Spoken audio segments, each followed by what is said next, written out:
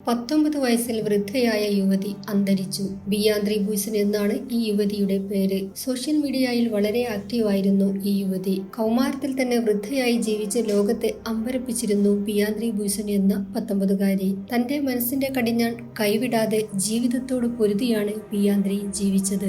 Hutchinson Gilford progeria syndrome എന്ന ജനിതക മാറ്റത്തോടെയാണ് ബിയാന്ത്രി ബുയ്സൺ ജനിച്ചു വീഴുന്നത്. ഈ കുട്ടി 14 വയസ്സിന് മുകളിൽ ജീവിക്കില്ലെന്ന് ഡോക്ടർമാർ വിധിയെഴുതിയിരുന്നു. എന്നാൽ അവളുടെ ഇച്ഛാശക്തിയാണ് അവളെ മുന്നോട്ട് കൊണ്ടുപോയത്.